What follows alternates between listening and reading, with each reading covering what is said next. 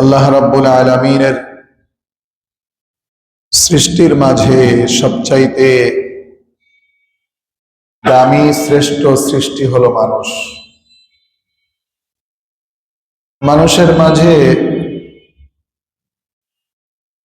প্রাচীন কাল থেকেই পরস্পর দেখা সাক্ষাতে একে অপরকে অভিবাদন জানানো, একে অপরকে দেখা সাক্ষাতে ওয়েলকাম জানানো, এটা বহু আগ থেকেই এই রীতি চলে আসছে। হযরত ইমরান ইবনে হুসাইন রাদিয়াল্লাহু আনহু বলেন, ইসলাম পূর্ব যুগে আমাদের যখন পরস্পরের সাথে দেখা সাক্ষাৎ হতো, তখন আমরা একে অপরকে অভিবাদন জানাতাম এভাবে, কখনো বলতাম আনইম সাবাহান, এর মানে হলো তোমার সকাল শুভ হোক। এর বর্তমান রূপ হলো গুড মর্নিং। আবার কখনো কখনো ইমরান বিন হুসাইন রাদিয়াল্লাহু আনহু বলেন, ইসলাম পূর্ব যুগে আমরা এই কথাও বলতাম, আনআমাল্লাহু বিকা আইনান, আল্লাহ তাআলা তোমার চোখ শীতল করুক। এরকম বিভিন্ন ভাবে, বিভিন্ন শব্দে, বিভিন্ন বাক্যে একে অপরকে অভিবাদন জানানোর রীতি চলে আসছে।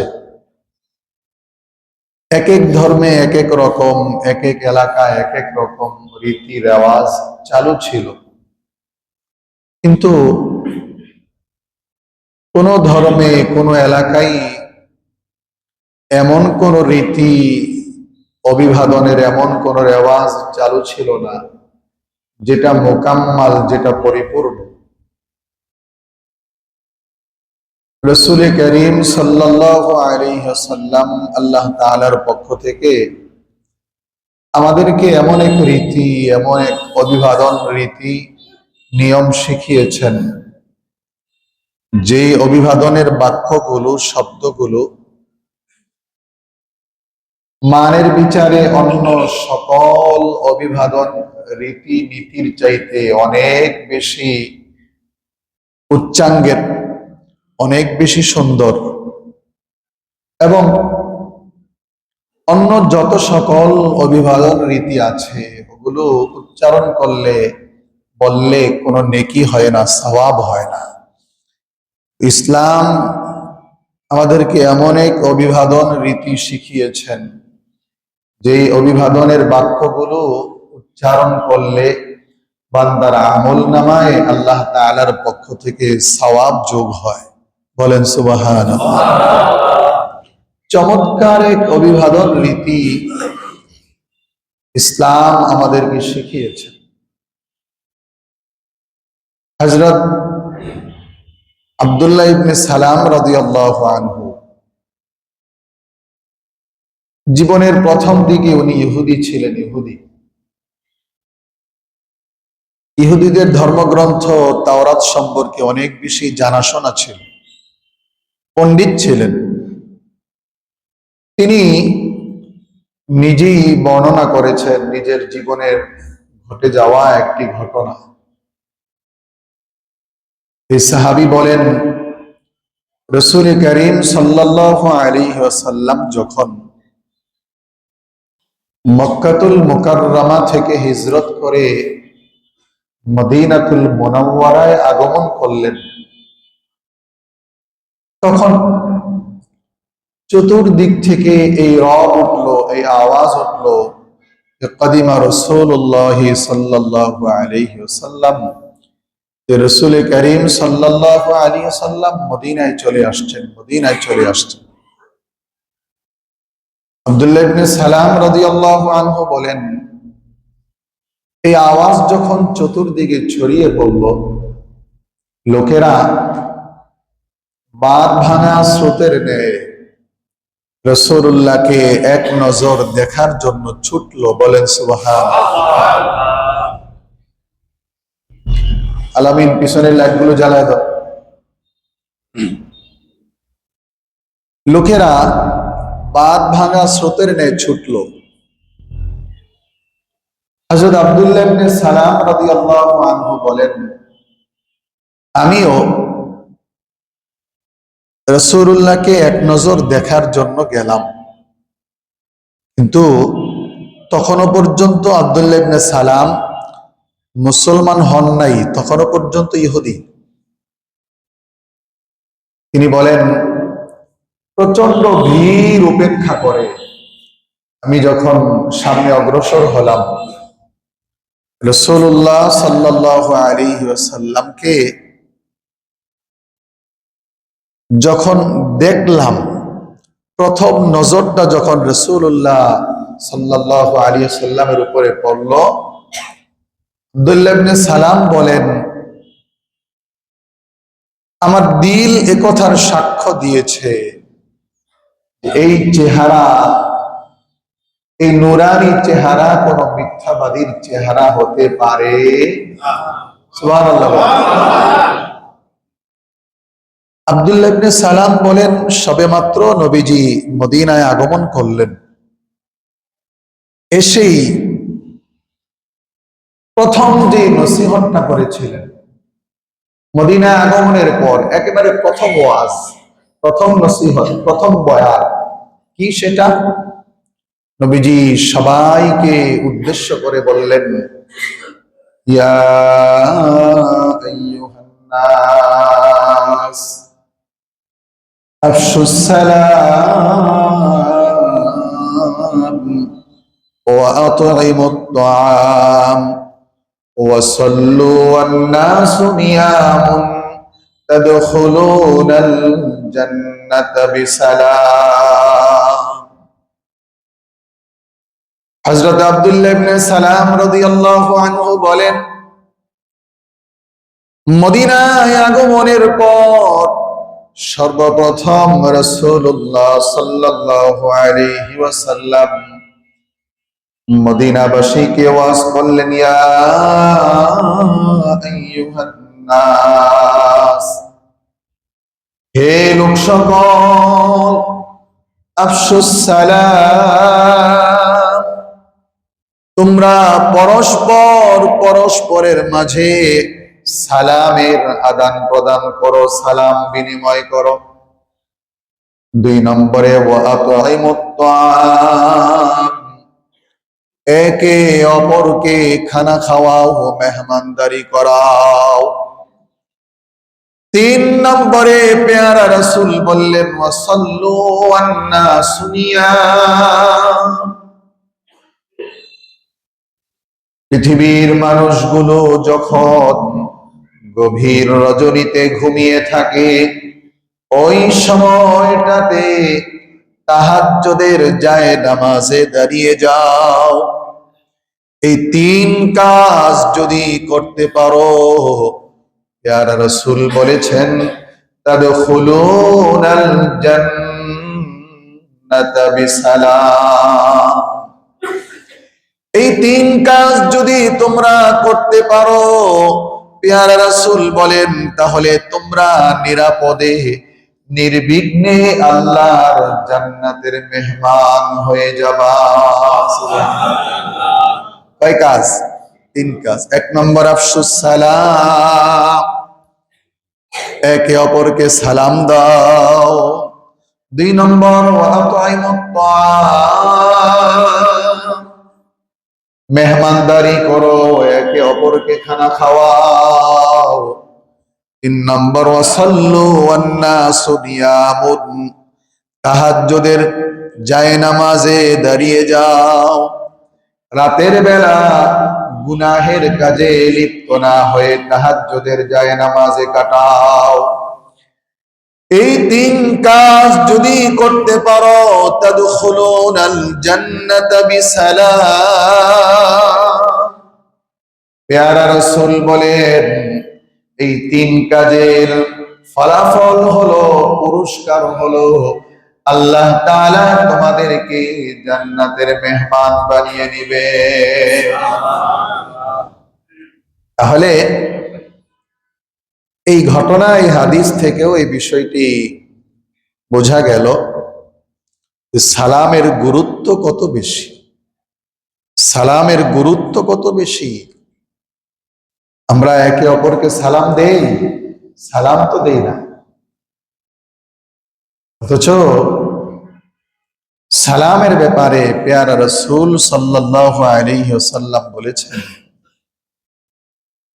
যে সালাম এর মাধ্যমে একজন মানুষ পরিপূর্ণ মুমিন হয়, জান্নাতের যোগ্য হয়। কিভাবে? পেয়ারা রাসূল সাল্লাল্লাহু আলাইহি ওয়াসাল্লাম বলেছেন, قال رسول الله صلى الله عليه وسلم, নবীজি সাল্লাল্লাহু আলাইহি ওয়াসাল্লাম বলেছেন, তোমরা জান্নাতে প্রবেশ করতে পারবা না, লা তাদখুলুনাল জান্নাতা হাত্তা তুমিনু।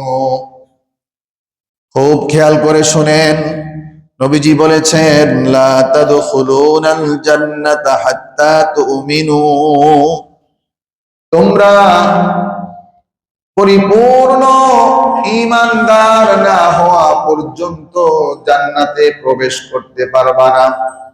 ওয়ালা তুমিনু হাত্তা তাহাব্বু, এবং পরিপূর্ণ মুমিন হতে পারবা না যতক্ষণ পর্যন্ত তোমরা একে অপরকে আল্লাহ তাআলার জন্য ভালো না বাসবে। ওয়ালা তুমিনু হাত্তা তাহাব্বু,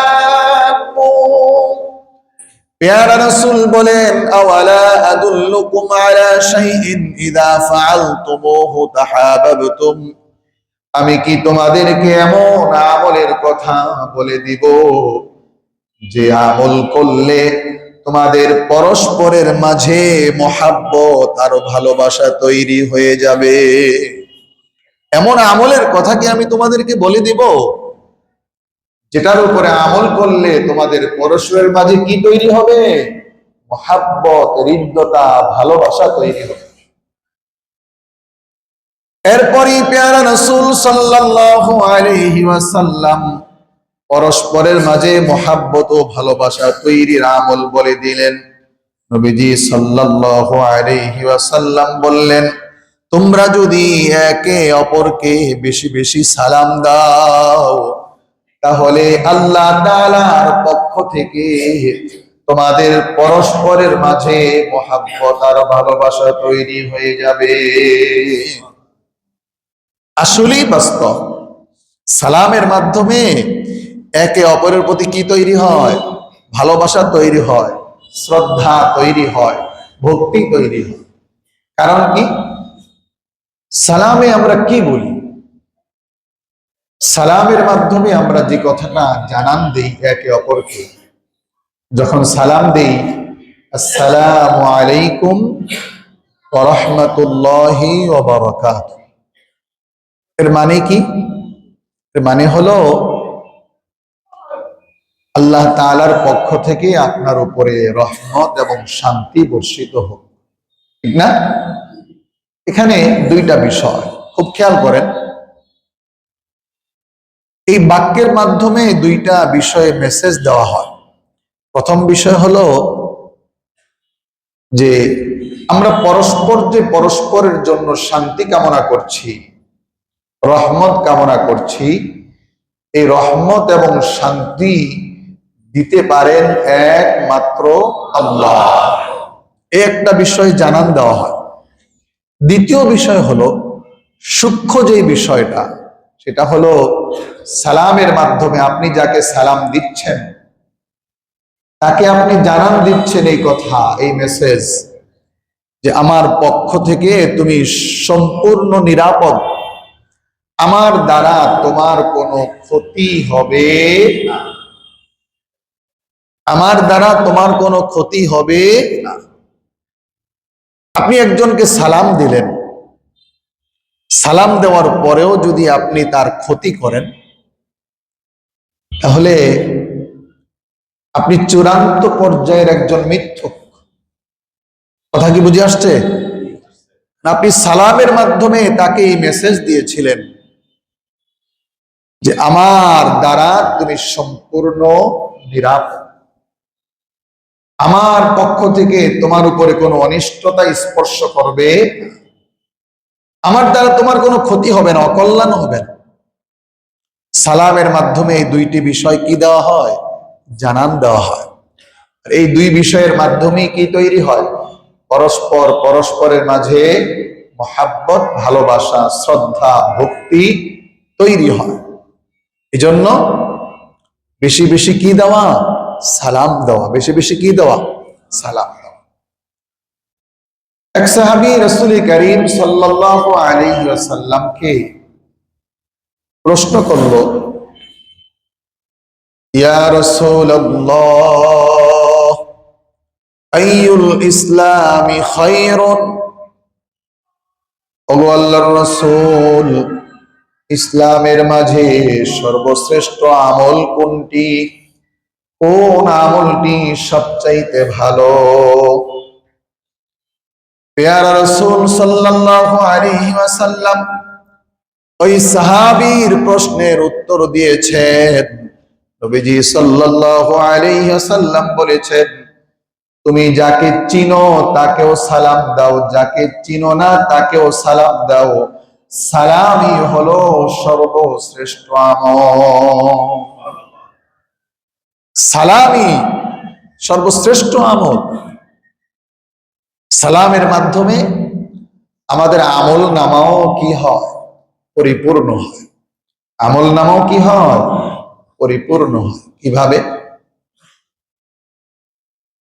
হযরত ইমরান বিন হুসাইন রাদিয়াল্লাহু আনহু থেকে বর্ণিত হাদিস, তিনি বলেন, জাআ রাজুলুন ইলা রাসূলিল্লাহি সাল্লাল্লাহু আলাইহি ওয়াসাল্লাম, এক ব্যক্তি পেয়ারা রাসূল সাল্লাল্লাহু আলাইহি ওয়াসাল্লামের কাছে আসলো।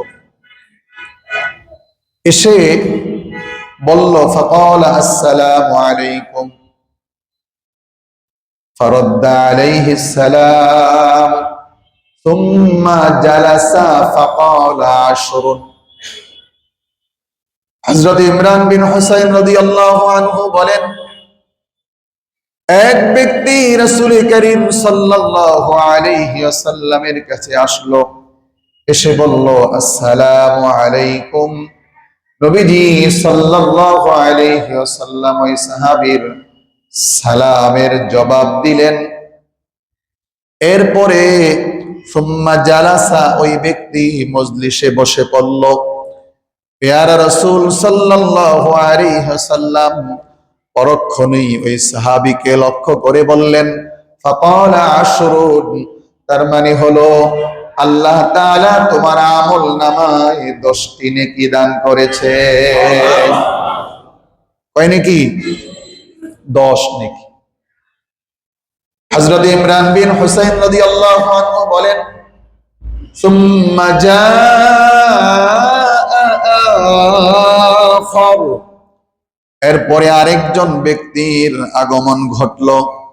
সেও এসে ফাকাল আসসালামু আলাইকুম ওয়া রাহমাতুল্লাহ, ফারাদ্দা আলাইহি ফাজালাসা ফাকালা 20।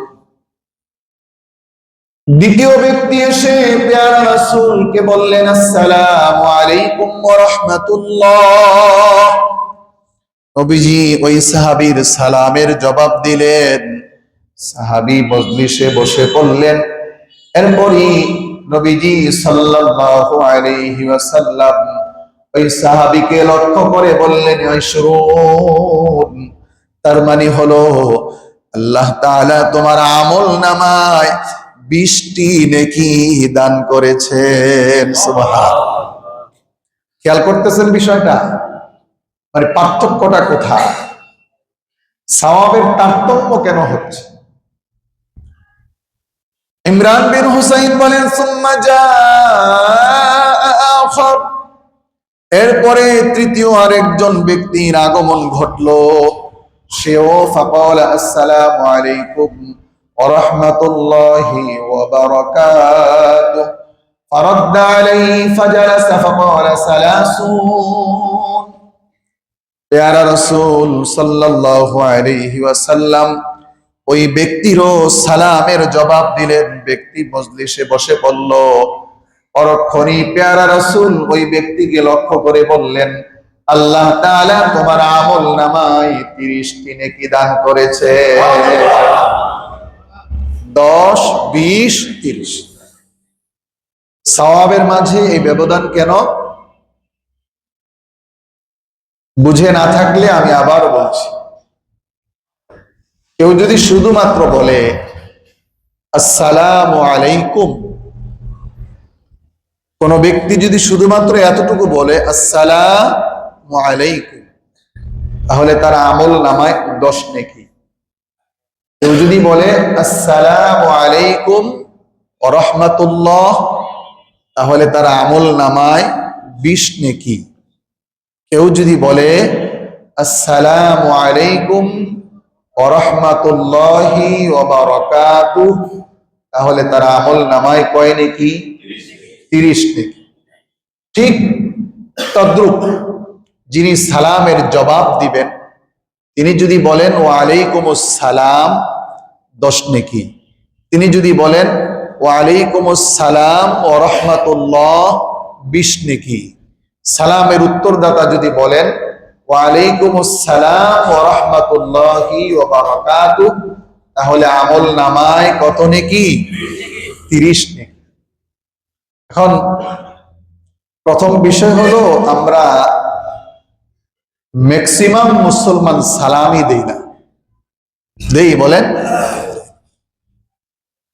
আর যারা দেয় তাদের মাঝে 2 শ্রেণীতে বিভক্ত। কয়টা শ্রেণী? 2 শ্রেণী।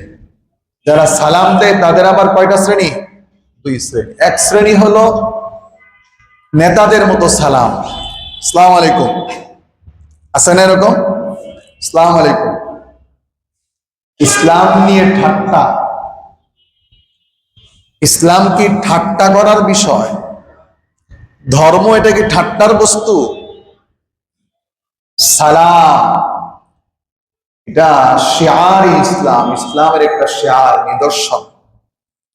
এটাকে নিয়ে ঠাট্টা করার বিষয় না। ইমানের খতরা হবে, ক্ষতি হবে। অনেকে মনে করে আসসালামু আলাইকুম এটা একটা ভদ্রতা। যেমন সমাজের কিছু মানুষ মনে করে যে বাম হাতে চা পান করা, বাম হাতে পানি পান করা, দুধ পান করা, এটা একটা ফ্যাশন। এটাকে সে মনে করে যে ডান হাতে পান করলে এটার দ্বারা আমার বরত্ব জাহের হবে না। আমি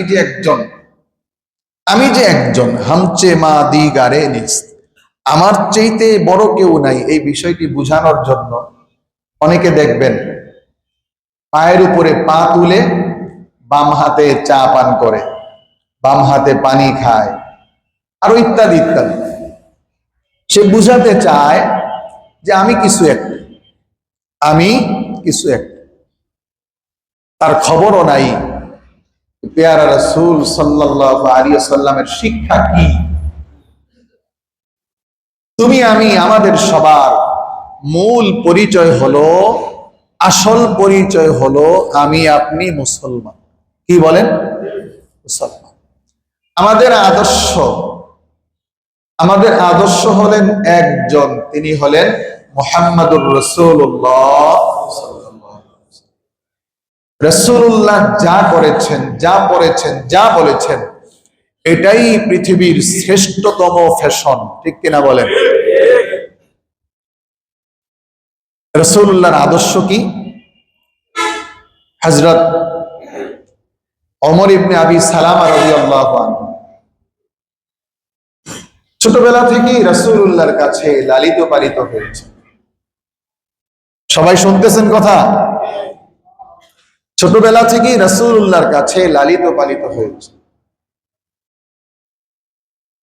নবীজি সাল্লাল্লাহু আলাইহি ওয়াসাল্লামের সামনে একদিনই ছোট্ট সাহাবী খাবার খাচ্ছিলেন। বাচ্চাদের যে স্বভাব, বর্তন তথা প্লেটের কখনো সামনে থেকে খায়, কখনো ডান দিক থেকে, কখনো বাম দিক থেকে, কখনো সামনে থেকে, কখনো মাঝখান থেকে। বাচ্চারা তো এমনটাই করে, ঠিক কিনা বলেন? তখন পেয়ারা রাসূল সাল্লাল্লাহু আলাইহি সাল্লাম এই ছোট্ট সাহাবীকে লক্ষ্য করে বলেছিলেন, ইয়া গোলাম সাম্মিল্লাহ, হে বৎস, বিসমিল্লাহ বলে খাও। বিসমিল্লাহ বলো। কুল বিয়ামিনিক, তুমি তোমার ডান হাতে খাও, ডান হাতে খাও। অকুল মিম্মা ইয়ালিকা, এবং তুমি তোমার সামনে থেকে খাও। সুবহানাল্লাহ বলেন। রাসূলুল্লাহ সাল্লাল্লাহু আলাইহি সাল্লাম ছোটবেলা থেকে কি তালিম দিতেন? এই হাদিস থেকে এই কথাই প্রমাণ, মুসলমানদের জন্য রাসূলুল্লাহর শিক্ষা হলো এই, মুসলমান ডান হাতে খাবে। কোন হাতে খাবে? চায়ের দোকানে মাঝে মাঝে দেখা যায় বাম হাতে খাচ্ছে, খুব ভাব নিয়ে খাচ্ছে। এক তো হলো দাঁড়িয়ে দাঁড়িয়ে খাচ্ছে, বসার জায়গা আছে তারপরও সে দাঁড়িয়ে খাচ্ছে। আবার যদি বসেও ডান পায়ের উপরে বাম পা দিয়ে অথবা বাম পায়ের উপরে ডান পা দিয়ে খুব ভাব নিয়ে খাচ্ছে, মনে হয় যেন রিজিকটা তার মুখাপেক্ষী, সে রিজিকের মুখাপেক্ষী না। এটা আল্লাহ তাআলার দেওয়া রিজিকের সাথে চরম দৃষ্টতাপূর্ণ আচরণ। রাসূলুল্লাহ সাল্লাল্লাহু আলাইহি ওয়াসাল্লাম কেন দস্তরখান বিছিয়ে খানা খেতে বলেছেন জানেন? ডাইনিং টেবিলে খানা খাওয়া নিষেধ কেন? কারণ ডাইনিং টেবিলে খানা খাওয়ার যেই সূরত, যে মঞ্জর, যে দৃশ্য, এটা এর মাধ্যমে বিনয় প্রকাশ পায় না, এর মাঝে অহংকার প্রকাশ পায়। দস্তরখান বিছিয়ে যখন খানা খাবেন তখন আপনার ঘাড়, আপনার চেহারা অটোমেটিকলি খানার দিকে এভাবে ঝুঁকে থাকবে, ঠিক কিনা বলেন? অটোমেটিকলি ঝুঁকে থাকবে আপনার চেহারা, আপনার শির উঁচা থাকবে না, শির অটোমেটিকলি নত হয়ে যাবে। এর মাধ্যমে মেসেজ হলো এই যে আল্লাহ রিজিক আমার মুখাপেক্ষী না, বরং আপনার দেওয়া রিজিকের মুখাপেক্ষী আমি। সুবহানাল্লাহ বলেন। যাই হোক, এ ব্যাপারে বলতে গেলে অনেক কথা। সালামের ব্যাপারে বলছিলাম। সালাম, যিনি সালাম দিবেন তিনিও 10, 20, 30 নেকি পাবেন, বাক্যের আধিক্যের কারণে বাড়বে। যিনি সালামের জবাব দিবেন তিনিও 10, 20, 30 নেকি পাবেন। বুঝে আসছে বিষয়টা? পেয়ারা রাসূল সাল্লাল্লাহু আলাইহি ওয়াসাল্লাম আরেক হাদিসে বলেছেন, যিনি আগে সালাম দিবেন, قال رسول الله صلى الله عليه وسلم البادئ بالسلام بريء من الكبر। পেয়ারা রাসূল সাল্লাল্লাহু আলাইহি ওয়াসাল্লাম বলেছেন, যে ব্যক্তি আগে সালাম দিবে সে অহংকার থেকে মুক্ত থাকবে। আগে যে সালাম দিবে সে কি থেকে মুক্ত থাকবে? অহংকার থেকে মুক্ত থাকবে। আগে সালাম দিতে চায় না অনেক মানুষ, সে মনে করে যে আমি লিডার, আমি নেতা, আমি অনেক বড় ধনী, আমি অনেক বড় শিক্ষিত, আমি প্রভাবশালী ব্যক্তি, আমি এই, আমি সেই, আমি কেন তাকে সালাম দিই, আমি কেন তাকে সালাম দিই? অথচ পেয়ারা রাসূল সাল্লাল্লাহু আলাইহি সাল্লামের সম্মান মর্যাদা বেশি না কম? কত বেশি? আকাশচুম্বী মর্যাদা। স্রষ্টার পরই যার অবস্থান তিনি হলেন মুহাম্মাদুর রাসূলুল্লাহ সাল্লাল্লাহু আলাইহি ওয়াসাল্লাম। এত মর্যাদা, এত সম্মানের অধিকারী ছিলেন সেই পেয়ারা রাসূল সাল্লাল্লাহু আলাইহি ওয়াসাল্লামকে সাহাবায়ে কেরাম কোনদিন আগে সালাম দিতে পারেন নাই, বলেন সুবহানাল্লাহ।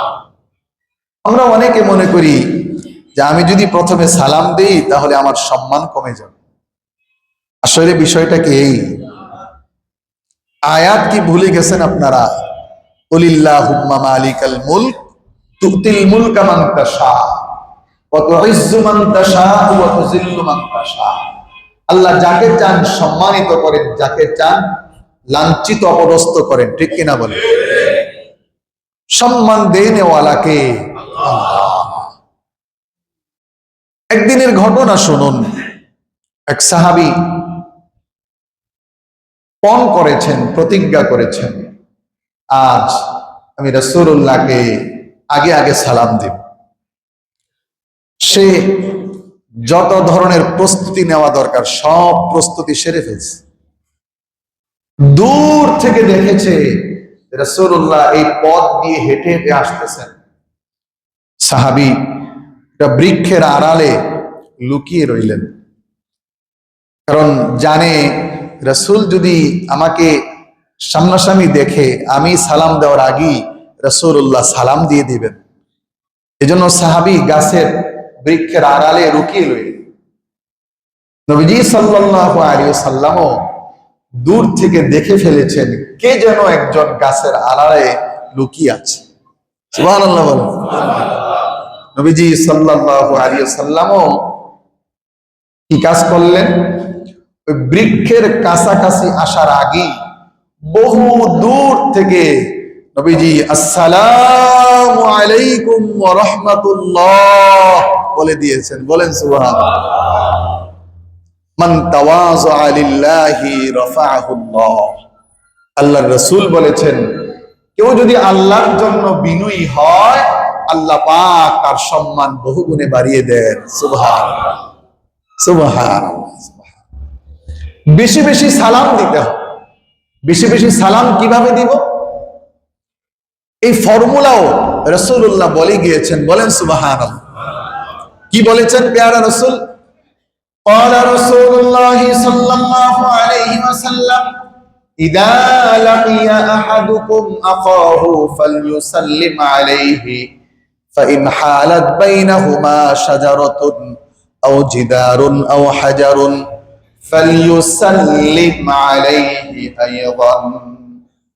প্যারা রাসূল বলেছেন ইদা লাকিয়া আহাদুকুম আখাহু, যখন তোমাদের কোনো ভাইয়ের সাথে তোমাদের সাক্ষাৎ হয় তখন ফালইউসাল্লিম আলাইহি, তুমি তাকে সালাম দাও। ফাইন হালাত বাইনাহুমা শাজারাতুন আও জিদারুন আও হাজারুন, নবীজি বলেছেন এরপরে আবার যখন কোন বৃক্ষর আড়াল হয়ে আবার দেখা হবে অথবা কোন দেয়ালের আড়াল হয়ে আবার দেখা হবে অথবা কোন পাথরের আড়াল হয়ে আবারই যখন দেখা হবে ফালইউসাল্লিম আলাইহি আইদান, নবীজি বলেছেন তুমি তোমার ভাইকে আবার সালাম দিয়ে দাও। সুবহানাল্লাহ। আবার সালাম দাও, আবার সালাম দাও। সালামের ব্যাপারে সাহাবায়ে কেরামও অনেক বেশি যত্নশীল ছিলেন। সাহাবায়ে কেরামও অনেক বেশি কি ছিলেন? সালামের ব্যাপারে যত্নশীল ছিলেন। যেমন হযরত ওমর রাদিয়াল্লাহু আনহুর ছেলে হযরত আব্দুল্লাহ রাদিয়াল্লাহু আনহু, তিনি মদিনার বিদ্বান সাহাবী যারা ছিলেন, আলেম সাহাবী যারা ছিলেন, কোরআন এবং হাদিসের পণ্ডিত যারা ছিলেন, ওনাদের মধ্য থেকে উনিও একজন ছিলেন, আব্দুল্লাহ ইবনে ওমর রাদিয়াল্লাহু আনহু। আব্দুল্লাহ রাদিয়াল্লাহু আনহুকে ঘিরে মদিনাতুল মুনাওয়ারায় হাদিসের পাঠশালা গড়ে উঠেছে। হাদিস চর্চা হতো। তিনি হাদিসের উস্তাদ ছিলেন, মুহাদ্দিস ছিলেন। এরপরেও বহু সাহাবী হযরতে আব্দুল্লাহ ইবনে ওমর রাদিয়াল্লাহু আনহুর কাছে হাদিস শিখতেন। এরপরেও আব্দুল্লাহ ইবনে ওমর মাঝে মাঝে হাদিসের দর্স ছেড়ে, ক্লাস ছেড়ে মদিনার বাজারে চলে যেতেন। ওনারই ছাত্র হযরতে তুফাইল, তিনি হাদিস শিখার জন্য আসলেন। আব্দুল্লাহ ইবনে ওমর বললেন চলো বাজারে যাব। হযরত তুফাইল বললেন যে উস্তাদজি, আপনি তো বাজারে গিয়ে কোনো কিছু খরিদ করেন না, কোনো দোকানে বসেন না, কারোর সাথে মিটিং করেন না, কিছুই করেন না, কিছু বিক্রিও করেন না। বাজারে যান, এমনি আবার চলে আসেন, খালি হাতে যান, খালি হাতে আসেন। বাজারে যাওয়া কি দরকার? আপনি এখানে বসলে আমরা আপনার কাছ থেকে হাদিস শিখতে পারি। তখন আব্দুল্লাহ ইবনে ওমর রাদিয়াল্লাহু আনহুমা জবাব দিয়েছিলেন, শোনো, বাজারে যাই এজন্য, বাজারে বহু মানুষের সমাগম ঘটে, সেখানে বহু লোককে সালাম দেওয়ার একটা সুযোগ তৈরি হয়, শুধুমাত্র বহু লোককে সালাম দেওয়ার জন্যই আমি বাজারে যাই। সুবহানাল্লাহ। এজন্য আমাদেরকে সালামের ব্যাপারে খুব বেশি যত্নবান হতে হবে। সালামটা শিখতে হবে, শুদ্ধ উচ্চারণে সালাম শিখতে হবে। একে অপরকে সালাম দিব, স্বামী স্ত্রীকে সালাম দিব, সন্তান বাবা মাকে সালাম দিব, বাবা সন্তানকে সালাম দিব, ওস্তাদ ছাত্রকে সালাম দিব, ছাত্র ওস্তাদকে সালাম দিব। নাকি শুধু ছোটরাই বড়দেরকে সালাম দিবে, বিষয়টা এরকম না। বিষয়টা এরকম না। আপনি যখন ঘরে যাবেন, ঘরে প্রবেশের আগেই সালাম দিবেন। অনেক পুরুষ স্ত্রীকে সালাম দিতে চায় না, বিবিকে সালাম দিতে চায় না। কেন? মনে করে বিবিকে সালাম দিলে ও আমার মাথায় উঠে বসবে। না, সালামের মাধ্যমে মাথায় উঠে বসে না। যে কারণে মাথায় উঠে বসে, সেই কারণ তো আপনি বাজার থেকে বহু টাকা দিয়ে ক্রয় করে ঘরে ঢুকিয়ে রাখছেন। সেটা হলো টিভি। টিভিতে কি দেখানো হয়? টিভিতে দেখানো হয় স্বামীর সাথে কিভাবে বেয়াদবি করতে হয়, সংসারে কিভাবে অশান্তি সৃষ্টি করতে হয়, কিভাবে উল্টাপাল্টা সব সবক টিভির মাধ্যমে, মোবাইলের মাধ্যমে আপনার স্ত্রী পাচ্ছে। ঠিক কিনা বলেন? যেগুলোর মাধ্যমে স্ত্রী স্বামীর অবাধ্য হয়, সেই রাস্তা বন্ধ করুন। আর যেগুলোর মাধ্যমে স্ত্রী স্বামীর বাধ্যগত হয়, সেই পন্থার একটি পন্থা হলো সালাম, সেটাকে চালু করুন। ঠিক কিনা বলেন? এজন্য সালামকে ব্যাপক করতে হবে। করবো তো ইনশাআল্লাহ। সালামকে ব্যাপক করব, ব্যাপক। সবাইকে সালাম দিব, দেখা সাক্ষাতে সালাম দিব। ফোনে যখন ফোন রিসিভ করি তখন কি দিব? সালাম দিব। হ্যালো না বলে প্রথমে কি দিব? সালাম দিব তো ইনশাআল্লাহ। সালামটা শুদ্ধ উচ্চারণ কি? আসসালামু আলাইকুম ওয়া রাহমাতুল্লাহি ওয়া বারাকাতুহু।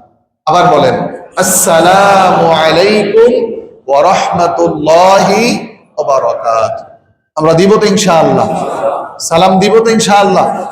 আল্লাহ তাআলা আমাদের সবাইকে যে কথাগুলো বললাম, শুনলাম, এগুলোর উপরে মহাব্বতের সাথে আমল করার তৌফিক দান করেন। সকলেই বলি আমিন।